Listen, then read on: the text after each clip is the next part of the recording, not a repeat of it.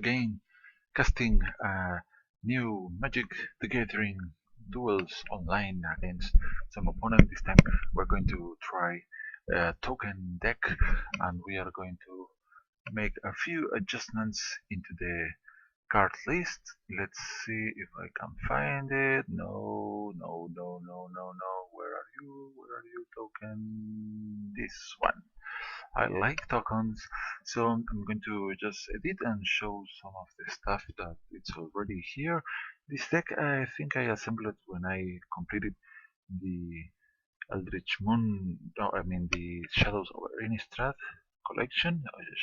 I still have lots of boosters to get to complete the Shadows of Eldritch Moon. What is going on? So let's take a look. So the idea of the deck is to spawn a lot of tokens. So we are going to be running creatures such as this that spawns when he has to die, but it is going to put 1/1 colorless Eldrazi Scion creature token onto the battlefield.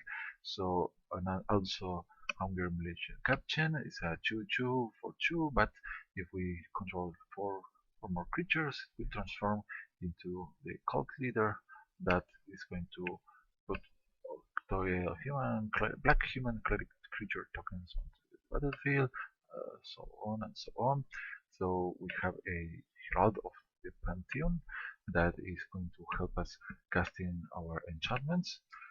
So Bygone Bishops, this is going to help us getting some clues, and the clues lets us draw. Also, we are going to see that the clues are very important to other token generations. Pious Evangel, this one is not producing tokens, but it helps as a buffer to gain some life, and also it can flip into the Wakeward Disciple, but that it's kind of an alternative winning condition, because if this is turned around, when we lose a creature, the opponent loses 1 life and we gain 1.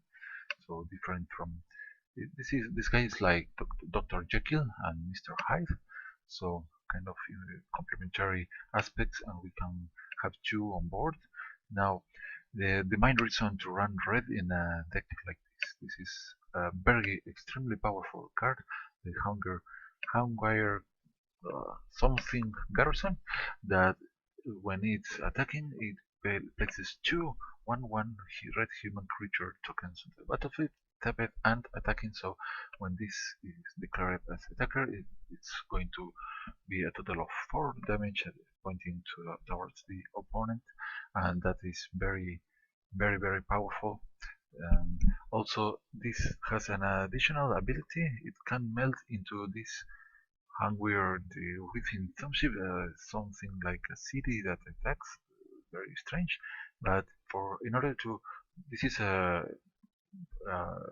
evolution, power up, level up version of the former, that has trample haste 7/4, and instead of placing 2 1/1s, is placing 2 3/2 colorless tokens. Very powerful. But to make this melding happening, we need to play a land and activate a very expensive ability. So this could be nice, but we do not depend on getting to this. The other side is just good enough, but we have the lands required in the deck just in case. So we have Nissa. Well, we don't actually need her, but it's nice to have around, because she can flip into SSH enemies, and also getting a land from the deck is very helpful usually.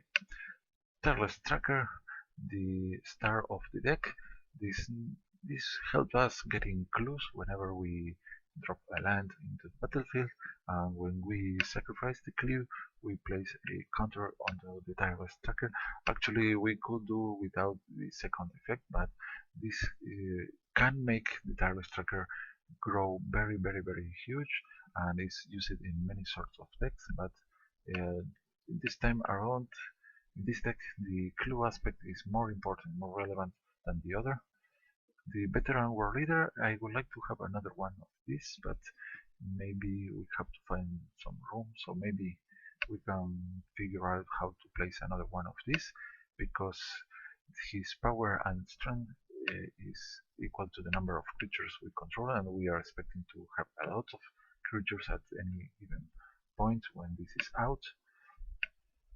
Out of Gideon, not extremely powerful, but it generates 2 tokens. That is actually the better aspect of the Oath of Gideon, and is an enchantment, so we might get to play this for a reduced cost. And also, after it's on play, the further planeswalkers we control will be entering with an additional biotic counter. That effect is very nice to have. We are not depending on the effect, but we are not going to complain. Also, this enchantment is a very low priority for if our opponent is running enchantment removal. This one is getting usually a low priority to get removed. So here is one of the key enchantments of the deck, because Ample Ulvenwand Mysteries is going to let us place a clue whenever a non-token creature that we control dies, and when we sacrifice a clue, it places a 1/1 token. So this is an engineering a machinery to generate multiple value. So if any of our creatures dies, it has done something, and also it's getting us a clue, and out of the clue we get a token later on, and also get to draw a card. So very powerful in this deck. This is kind of the central key, because this one is going to help us recover if we face against a board clear. If our board is wiped and we are left without creatures, probably we are going to have some clues that we can sacrifice to refill the board and get right, right on the spot a lot of token, especially if we get multiple copies of this on the board. So we also have the other Nisa, Voice of Zendikar, that is kind of powerful in this particular deck. Usually the other Nisa is more useful, but here, since she can generate tokens, that's exactly what we want. Also, the seamlessly inoffensive 01 tokens can become large thanks to the other ability that places a +1/+1 counter.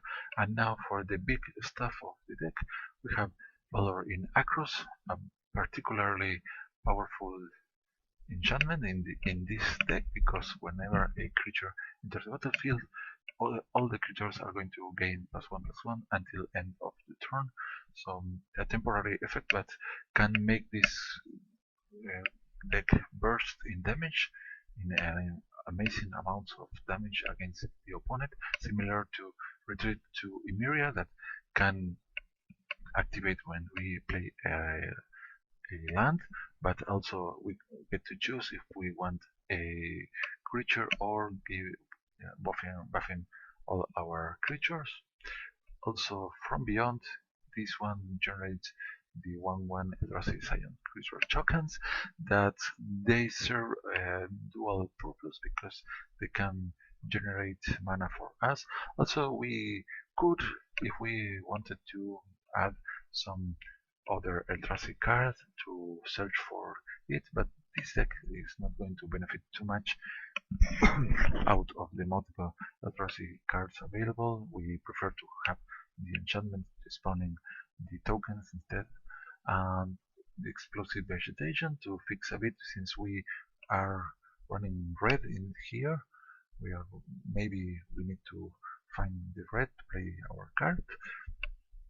Also the Gideon that spawns allies. Also he can also become a human, but also we should note that we can right away get this emblem that is very powerful, because it will affect our tokens. So we might maybe just pay 4 mana and right away get the emblem. Also, Angel of Renewal, I think it's too late. Maybe this one can be, we can kiss goodbye this girl. because we could potentially gain a huge amount of life, probably, but I think that we are not going to need that effect. And also for more lands and fixing and life gaining, this is renewal for 6. We gain 7 life and draw up to 3 basic land cards. So that with this one we should not be having any mana problems if we get to play this card, of course. That's the hard part. So the mana of this deck is kind of complicated, so we are running a bunch of basic cards just in case we get to play our fetching for basics. So just a single mountain, just in case. Little Spires, this is kind of a last shot trick. If we happen to be behind and we have nothing else to do, maybe Little Spires can transform into a 2/1 double strike elemental creature that can maybe help us win the game. Remember that it will benefit from a emblem from Gideon. So then the dual lands, and also the Westvale Abbey, a land that can be spamming 1/1 white and black human clerics also, and even could potentially transform into this other guy. But I think that if this deck happens to have enough creatures, 5 in total, to be able to get into this one, I think that, but that point it is expected that the deck is already winning. And another special land that we are running is the Hunger Battlements. This land particularly I think is very powerful by itself because it can grant haste to any creature you want. So that's pretty powerful. Of course, you're going to need to save 1 red mana and this land, so you are paying 2 for the haste effect. So the second ability is going to depend on having the other creature in play and paying this expensive amount of mana. You will need to have 6 in total to do this situation, and you get this sweet creature, but I think it's a very large investment in this deck, so I think that's not what we want. Maybe this land could get away. So also as a last resource, in case we are desperately needing, this could gain a crapload of life by sacrificing this land. We gain 2 life for each creature we control. Also Evolving Wilds, of course, to enable multiple landfall triggers. So here I'm going to just tune a little few details. I want to replace Angel of Renewal for a new card that I opened recently, right in the Eldritch Moon booster packs, and this is it, the Emrakul's Evangel. Sacrifice this card and any number of other non-Eldrazi creatures to put a 3/2 colorless Eldrazi horror creature token onto the battlefield for each creature sacrificed. So I think this can take many opponents by surprise. I want to test. I would love to see this card in action, so I'm going to place this one, and also I would like to find the room to place a second copy of Veteran War Leader, and I think I lost it. I have to remove the filters, and that one is from Origins, I guess. Right, let's see if we can find. No, it's not here.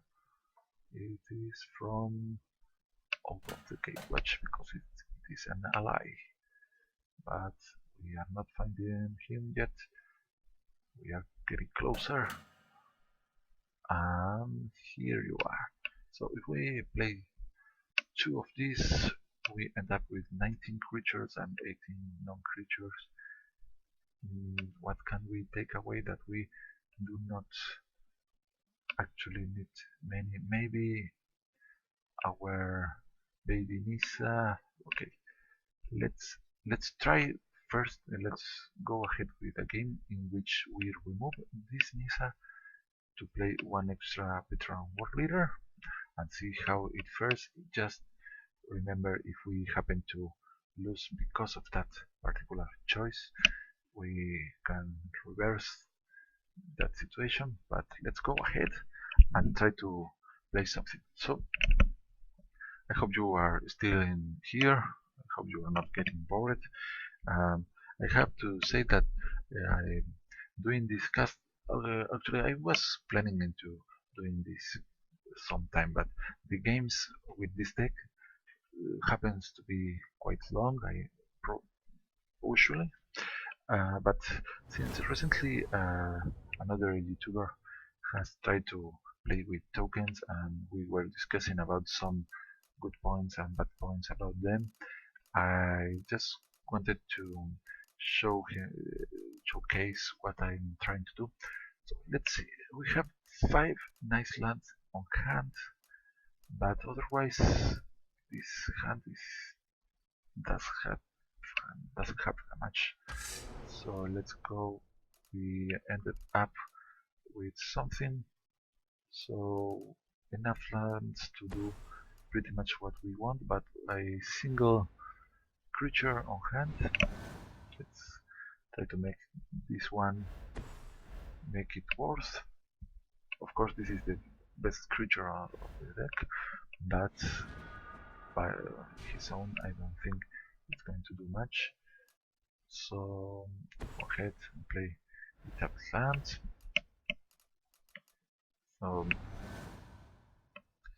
I hope we draw into something we can play before dropping this on turn 3, because our opponent is getting black and green, so this is perfect. This is extremely cool, because this is the enchantment that you want to have as soon as possible on the battlefield, just in case your creature dies. So even now, even if our opponent manages to kill the tireless tracker, we get some value out of it, and also the opponent has to spend a card to do so. So that's very important for us. So here I'm going to play the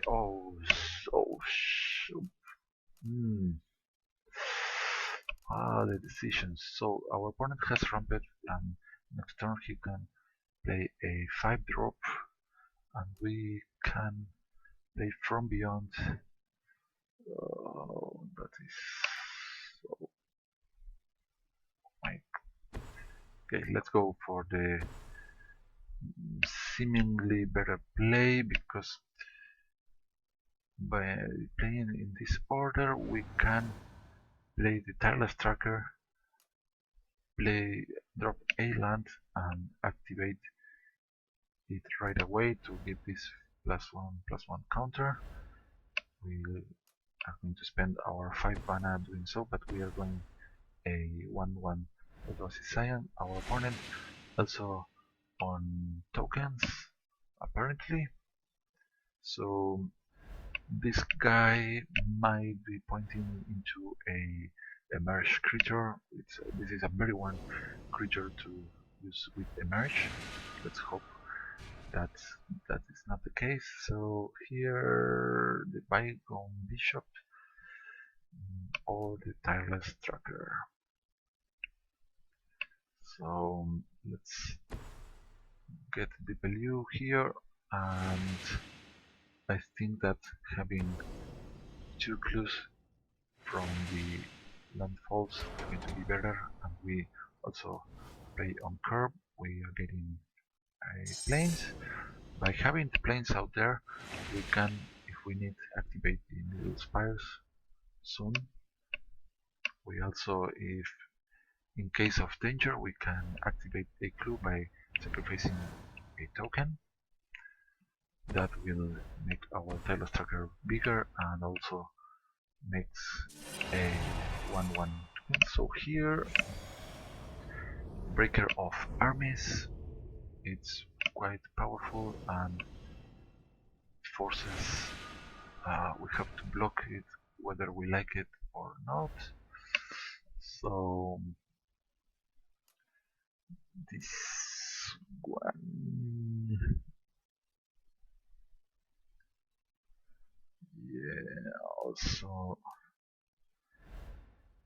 we play this, we can do something nasty. Let's first of all get the Quest Veil Abbey. So A there. So if we crack 3 clues together, this is going to be 6.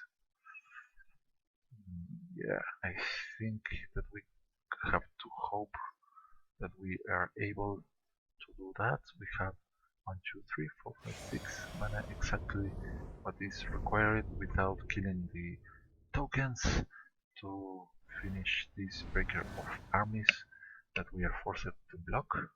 So a pretty powerful turn 6 play from the opponent, and we're going to draw 3 cards. So that's okay. Yeah, confirm block. There's not much else that we are going to do. Of course, if the opponent can pump up his creature, it is going to survive. But well, not much else that we. I think this is the best play. We are going to use the Harvest Tracker, but at least we get an additional clue out of him. That is, if maybe our opponent happens to have a pump up that green is very well known for. So here, this one, okay, it died. We got a clue, and also we have a healthy hand. Alright, let's see what our opponent chooses to do now. We can gain life with renewal, but I think that we have to... Oh no! The Flashback Marauder! We have to sacrifice one of our tokens! By the way, this video is dedicated to all the Kens in the world, especially the friends of Barbie. So this is to Ken. Okay, you can laugh if you want. Okay, are you laughing? I think you are there. I can hear you breathing. Alright, to Ken. Okay, this again, very frightening. Eldrazi is going to show up next, and what are we going to do to kill it? I don't know. So here, this might be our play. Let's see. Also, this is more ambitious, but our main problem here is that we do not have enough mana to play all our cards together. So I think it's about time that we drop the Valor in Acros here. So if all our pieces come together, we can maybe burst our opponent somehow. Let's see what happens now. I am expecting the opponent to sacrifice the Rossi tokens, or maybe he can bring this back from the graveyard. Let's see. Also, we have to recall he has a... Okay, so what is... So the 10-8 is now on top of the library.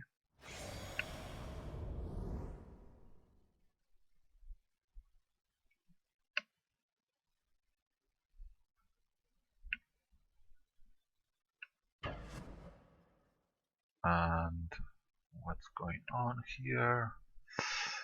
I think I want to block this attack. That's a very strange attack. We get hit by 2. And what is this? Another Eldrazi, 6/6 and Vigilance. Alright, and we missed the coup. So, but maybe that's not entirely bad. So I think that we want to play this as soon as possible, and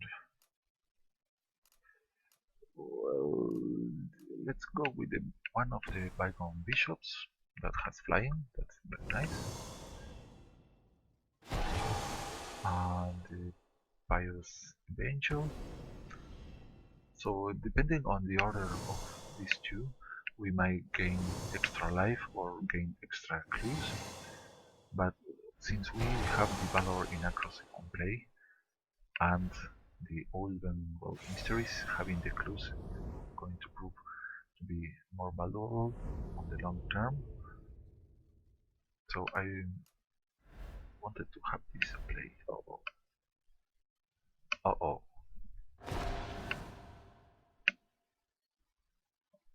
So let's see if our opponent is dropping his 10-8 once again. 6 comes in. I think that I'm going to block here, of course. And do I want to sacrifice a clue right now? Maybe not. Or maybe, yeah, maybe I think.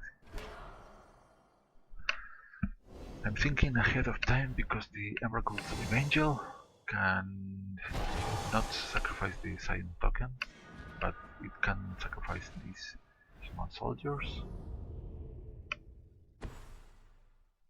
So here it comes. I know it!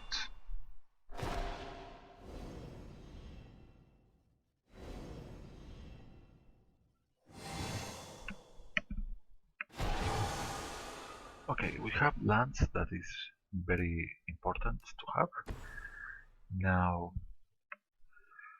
we can spawn a 1/1, we can sacrifice this, we can give haste to something. I think that finally it's about time that we play the Emrakul's Angel here.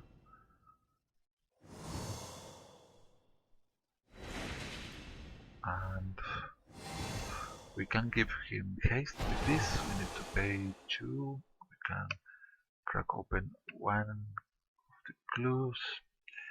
So we will have. Okay, let's go with one of the clues right now to see what do we find. So I'm going to tap pre-combat. I mean pre-cracking, just in case the game. No, do not. Okay. So the game, be careful with the game because most of the time it won't be tapping what you want. Good. So we have 2 more triggers for the. So this will become a 7/7. So we are not yet there.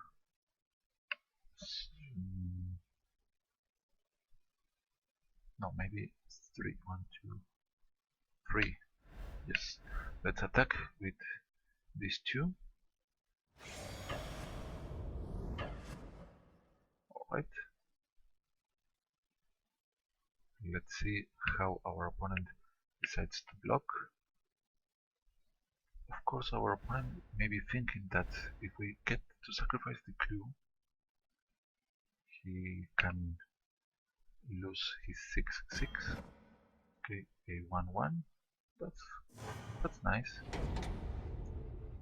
So that's it for the time being.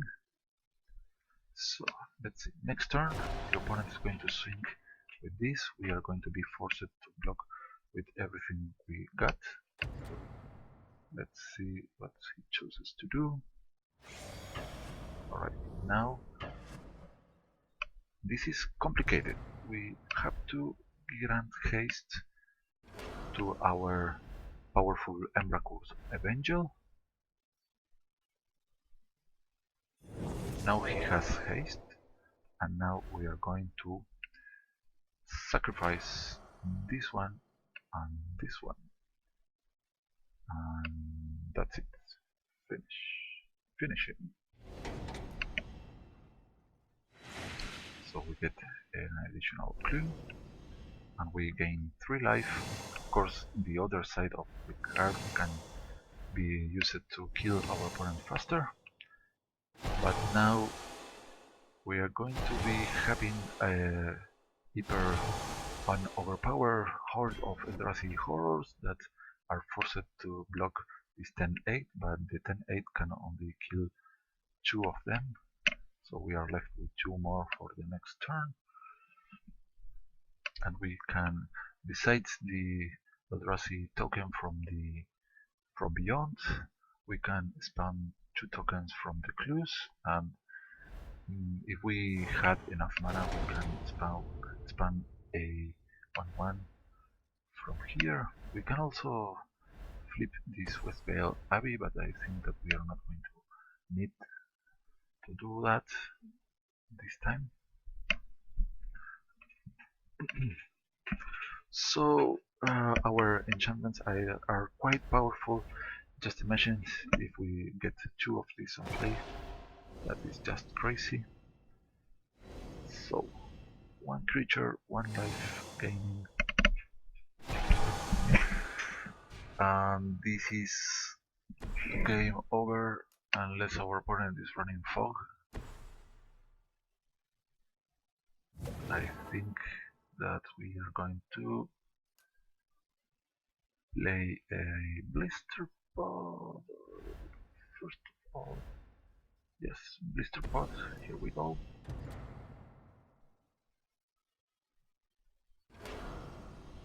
He's going to search for an Eldrazi. Is there some Eldrazi that has flash? Oh, good. That's not it. So now let's open 2 clues or the Hunger Militia. That doesn't matter at this point. But right, another triggers. And we are going to sacrifice this 4/4 token to play the Militia Captain.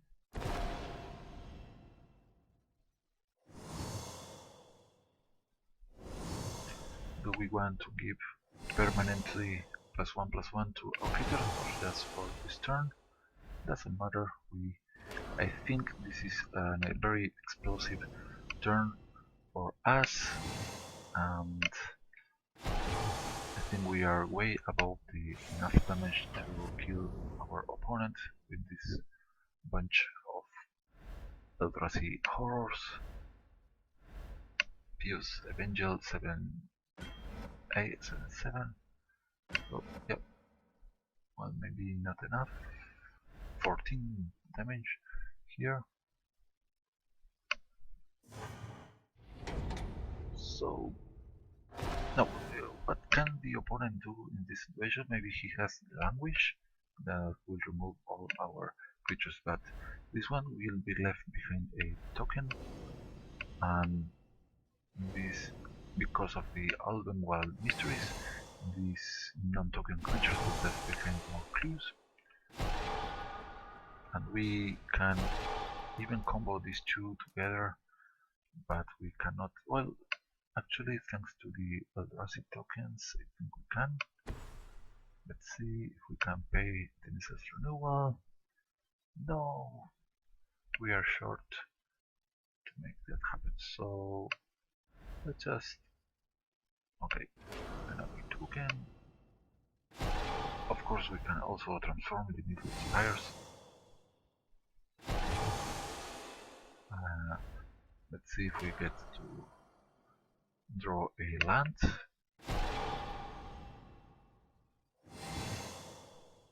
Well, I think that the game is already set, even if our opponent happens to have a fog.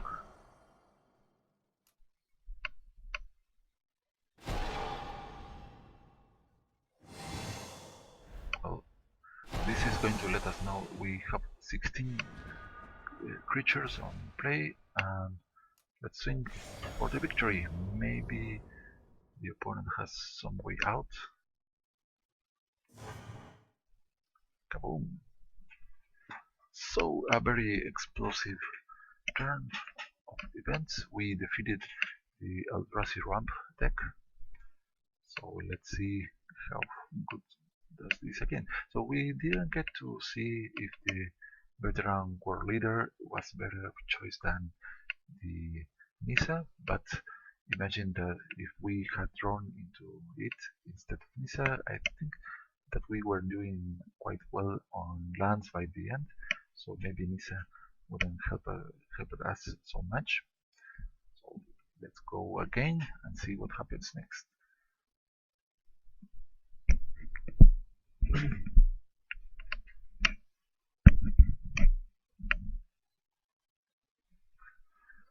So if you want to check out the Carefree Coding channel, I have left the link in the description of the video. So he is a very cheerful player that has a very unique decks, and he likes to comment on his plays. Oh, sorry, he loves to make videos much better than mine. He does some edition and he adds effects and so on. So let's focus. This hand is a kind of slow, but the blister pod, if we manage to somehow kill him, it makes the token that lets us play one turn earlier our powerful enchantments, and if these two are in play together, they become extremely powerful. So let's see. So far there's no chance to kill our blister pod, so let's play the Canopy Vista and attack for 1. So we are starting to chip in a little bit of damage. So if our opponent would be so kind to kill our blister pod, that will help us. But instead is a flyer, so if this becomes a race, we are not going to be able to stop the flyers, and this is looking like more of this kind is going to be appearing soon. So here, this one is actually very powerful and in the current situation, but this should be on the board first, just in case our creatures start dying. Also, there's possible enchantment removal in white, and if it's going to happen, maybe it's better that this gets it, because we have 2 more copies of this somewhere inside the library, and not so many of these other 2.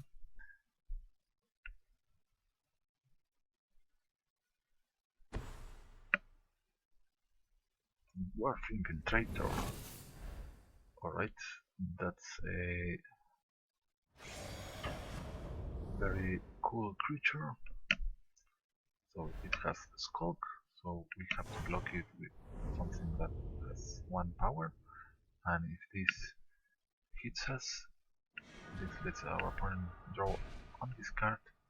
So I think that if we play a creature here, our opponent is not going to attempt to attack us, so I think that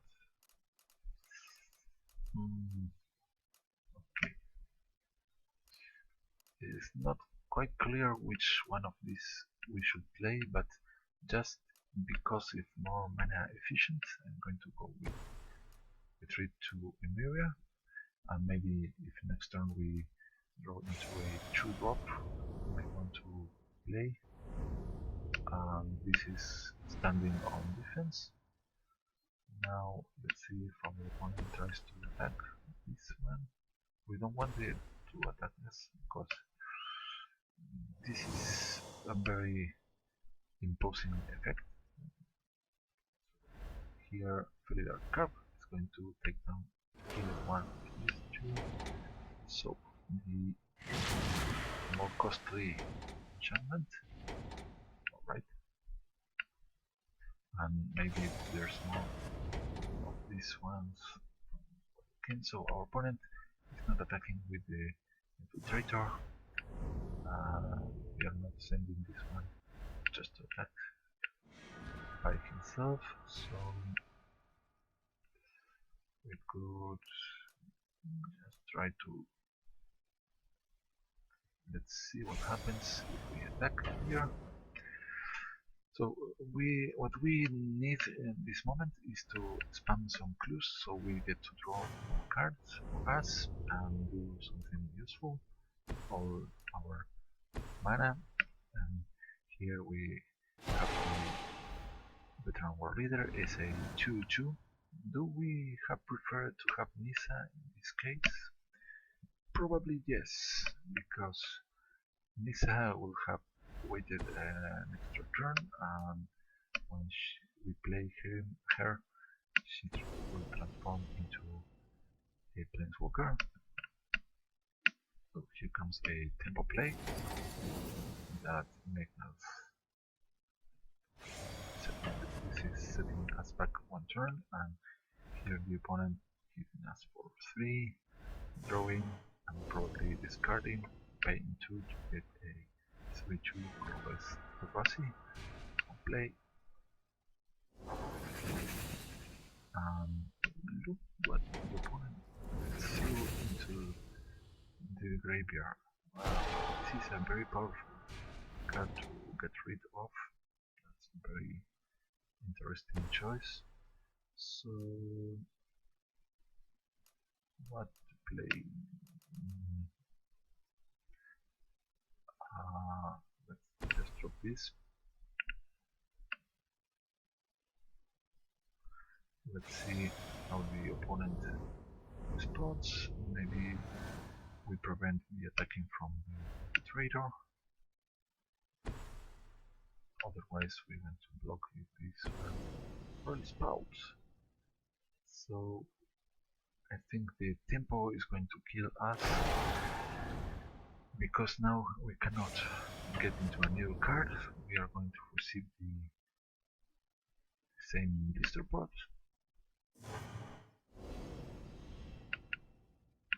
And for the next turn we are not going to be able to block all this, and the opponent is discarding very strangely because that River Marshal can tap down one of our defenders.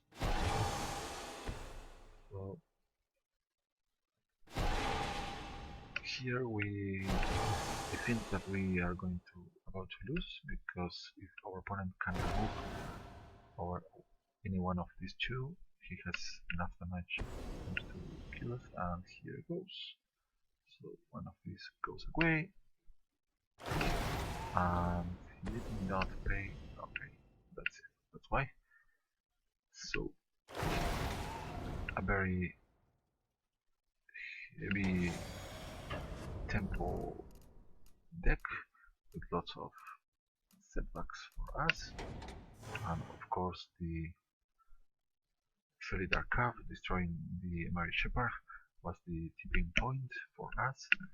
So let's go ahead and lead the game. So we were expecting to be able to kill our creatures or lose them in combat, but that didn't happen, and so we lost. That is one of the weak points, one of the debilities of the weakness of the deck.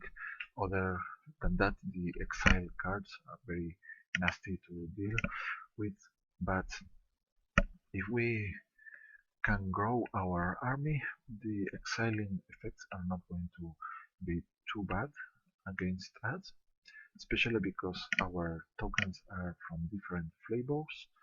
So, for instance, the declaration in stones cannot deal with all our tokens on a single pass, and other than that, exiling a token is a very little appealing effect for any opponent to do. So here we have the 3 lands that we want to have, but we do not have early plays.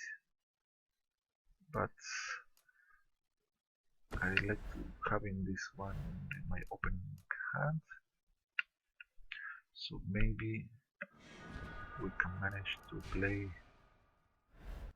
all the things that we want to. Also, we have red, white, and green, so we might get to play all the desired cards. Let's see how it fares. So here comes a vampire on a white and black deck. So let's expect a lot of life gain and life drain. So more lands are not helping.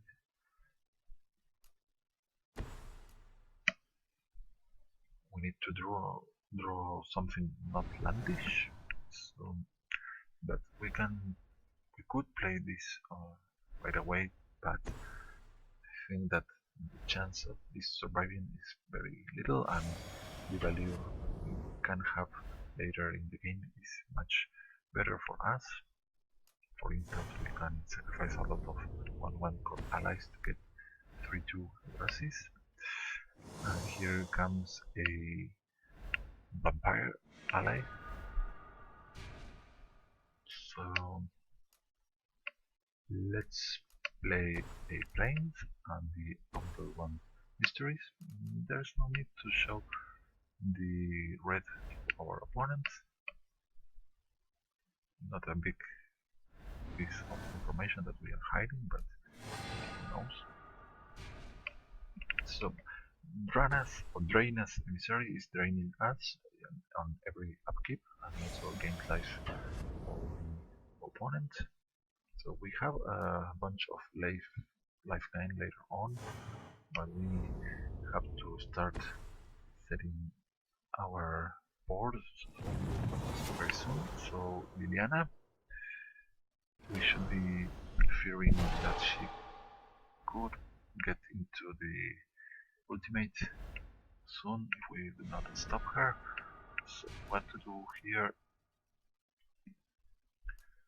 So let's play some creatures right away that are going to be able to attack next turn, and presumably this is going to stop the Carrier Thrower from attacking us. Let's see what happens next. Lucky for us, the opponent appears to be having some mana issues. That might give us a breathing room.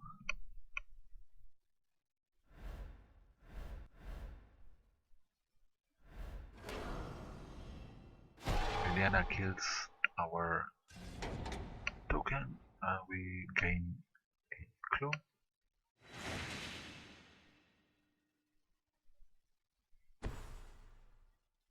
And this spirit can be sacrificed to make all other creatures undestructible. Let's see if that's what our opponent is planning to do. So here, of course, we might have wanted to play the retreat, but I think that it's about time that we get from beyond.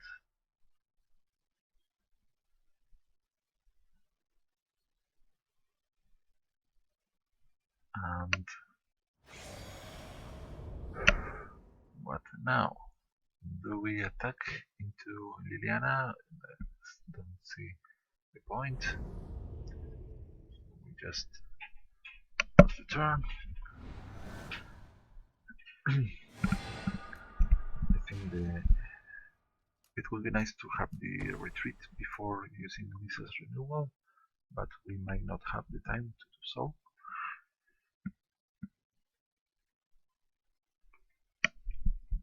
This is a very our opponent has a lot of life, and we are very near death. But I think that this is pretty even because our opponent is not getting many lands. We are about to draw something, so we take 2 here. So we crack We used one of the tokens to draw, but we get a one human soldier, a second from beyond.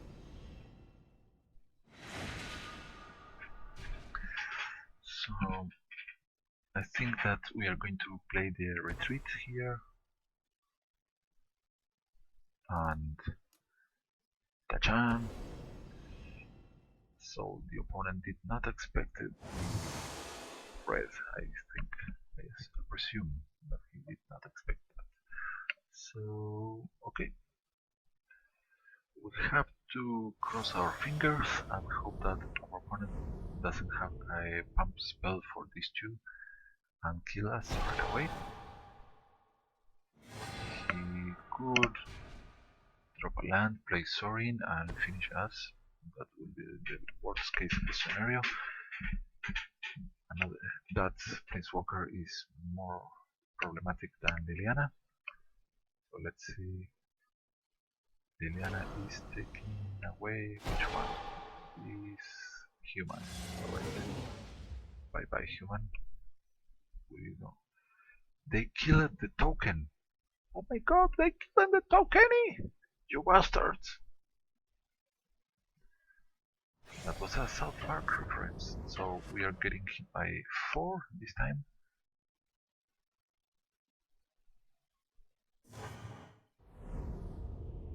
So remember that this can be sacrificed to make the creatures indestructible. Good. Now we are going to play this one, and we can trigger this 4 times.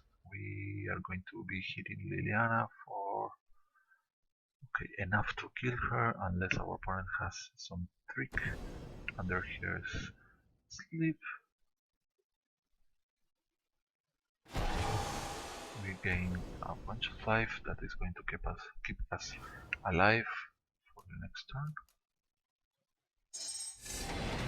We're going to pump up, of course.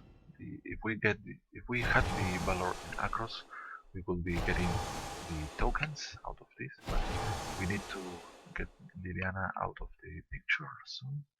So here we are going to take her down. But the problem is that next turn our opponent hits us for 6 plus the draining from the Drainas.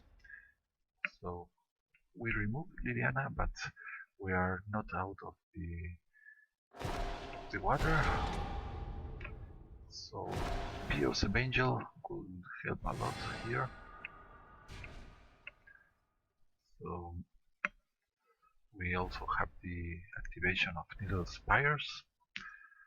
That will be very useful, maybe. So there has been some connection issues. I hope we are getting this recorded. I'm going to be saving this and upload it later. Let's go. Okay, here our opponent destroyed the enchantment. Peculiar choice.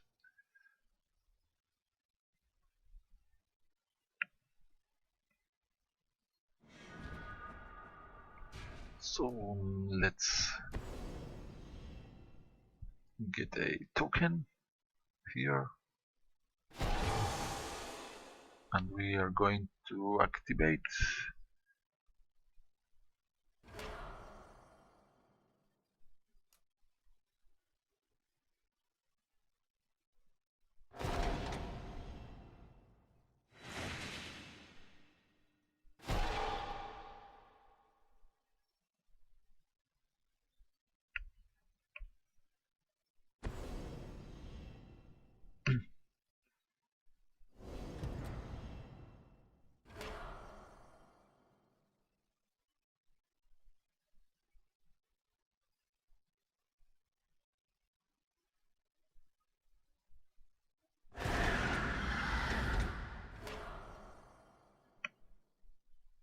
So the Anguished Making defeated the Westvale Abbey and the Ormendal, and We are pretty much dead.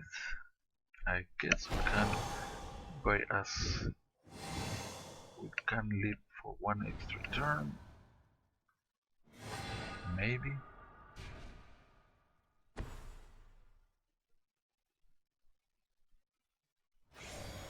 And nope, I think we can't, because the Draina's emissary has been draining us for so many times. So this is the defeat. Let's check out the transmission here. So okay, I'm going to stop this and start another transmission. So I hope this is working, because we had a breakup in the connection. I don't know if the video I was casting was eventually reach the YouTube channel. So I'm continuing with the transmission from here.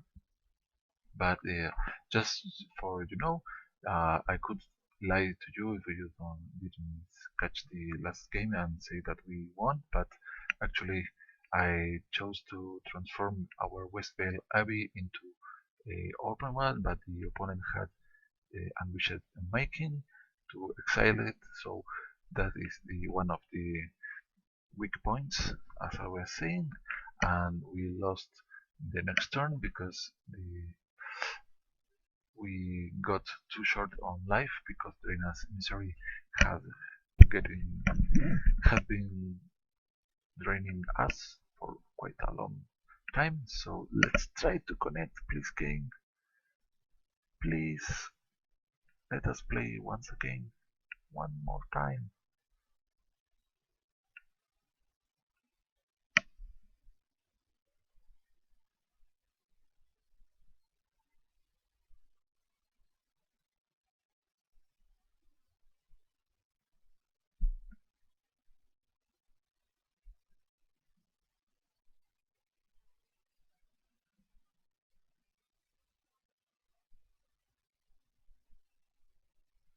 Come on, come on. Well, apparently this is not working. Let's restart the client. I don't know if you can hear this time. This is a black screen of reloading.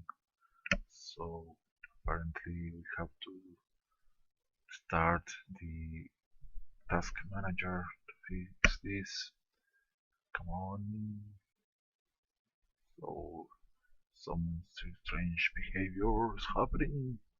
I think that because my internet connection had a reset and I need to reconnect everything properly. So let's connect. Okay, launching the game. Almost there. Come on. And what are we seeing now? A white screen. So sorry about this, but if you are here, I think that you don't mind too much. So of course, first please do yourself a favor if you're watching this and you don't want to listen to this. Fast forward the video and go ahead straight to when the game starts. Let's hope that it is an interesting game. So let's see what kind of opponent we find ourselves. Also, we need to be very careful with our opening hand. We do not want to be too tight on mana, so also we don't want to have too many lands. Let's see. Of course, for this deck to work, there are many conditions that have to be fulfilled. So let's hope that we can somehow manage this. Of course, I wanted to discuss that there are many variations of this deck that I'm using, but this one is focused on producing tokens and buffing set tokens to finish your opponent in a single swing. That is the winning condition for this deck. But many of the cards I'm using here could find a nice place in a deck that is oriented for sacrificing a lot of things. Also a deck that plays humans, because many of the cards are have multiple purposes. So we have a nice cards in hand, but not enough lands to play these ones. So I think that we need to draw a better hand. So triple land and hunger. Okay, let's try to get this out as soon as possible. We're going to go into, of course, a forest, just in case that we get that girl that gets us discount for the enchantment, the Herald of the Pantheon. What's his name? What's the name? See, the opponent has an oversized deck that is quite interesting. Now we are going to Baldwin Wilds into a mountain that we want to use to play the garrison. So let's hope we get into some white source soon. Double white to play Gideon. So a flyer that in jest is not nice to see, but okay, white source. Let's see if our opponent can deal with our garrison. So to be able to use this, we should get to 6 mana and double red. Not that easy. This one taps our creature, and we are going to get hit by 1, and also the horrible exiling is going to happen. No, we are losing a Needle Spires. Or could be worse. So now let's start producing some tokens here. Also, this can divert the attacks from the flyer to the planeswalker, so we do not get our cards exiled 10 times, but this left the opponent with a single mana. That's good. Maybe he draws into a second land here, but a zombie deck with some Eldrazi, black and blue, that's not looking too nice for us. So I think here our opponent is going to try to double block our garrison, or he maybe may have some tricks for us. So now I'm going to use this ultra combo that you might want to try in just white plus red. Here let's get yet another token. Boom! Following across. This one is Gideon right here. Look, this is him. He forgot to wear pants that day. We are going to play the blister pot, and we are going to pump these guys once again, and our opponent decided to leave the game. We're going to continue playing just to show how this powerful card, this is insanely powerful by itself, and now that we have the Valor in Acros, this is out of control. Just look at this. Boom. Shakalaka. The opponent draws and spends all his mana into drawing. Now he could attack, but what's the point?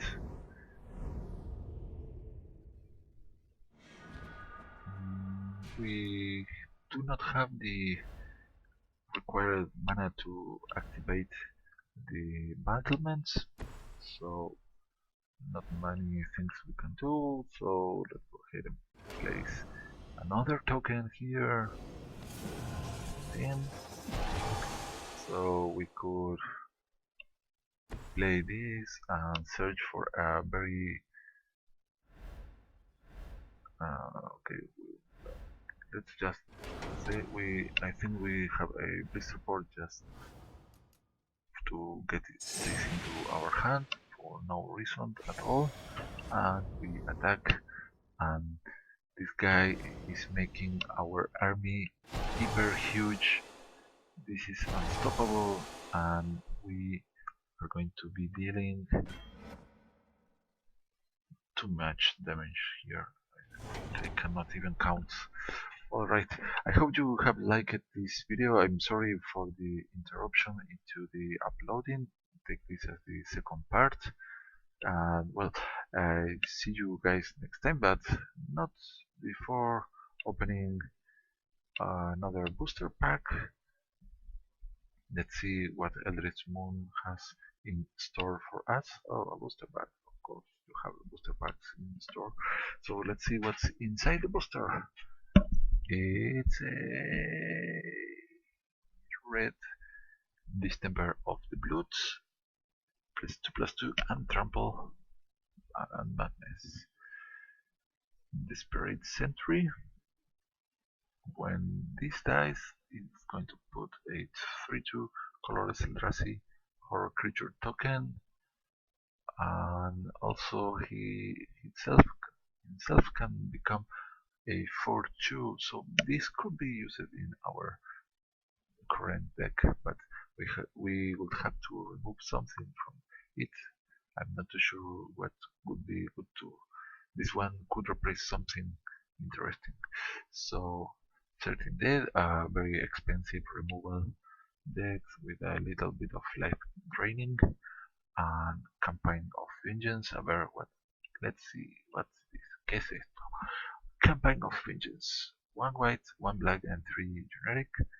An enchantment: whenever a creature you control attacks, the defending player loses 1 life and you gain 1 life. OMG!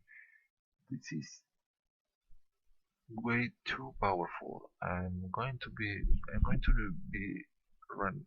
Ah, oh my! Look at this one. Let's. If you want to play this game, you are going to need to have many enchantment removal because of the existence of this card. You have to remove this from the board right away. The good thing is that it's very expensive, but come on, that is very powerful. I'm going to make enchantment white and black deck just because of this. Wow. Wow. Furry Blade Vampire, a very aggressive 2-drop for red that happens to be a vampire also, and lets you discard 1 card when you are attacking to make this a 4/2, and since you are discarding, you can activate Madness and give her, for instance, another additional +2/+2, so this is very aggressive red card. And finally, Oath of Liliana, legendary enchantment, and when this enchantment enters the battlefield, each opponent is forced to sacrifice a creature, and also if we play a Planeswalker, we receive a 2/2 token into the battlefield. That's quite handy if you are running lots of Planeswalkers in your deck. So very interesting. Imagine these two. Alright. Just to mention what my ideas about that. So the deck doesn't exist yet, but just to show you what I have in mind, because black and white is a very powerful combination. Let's just show you one of the interesting creatures that you can want to add into this. So look at this Lightcaster for quite a little bit expensive, but you can make this one bringing your enemies into -2/-2.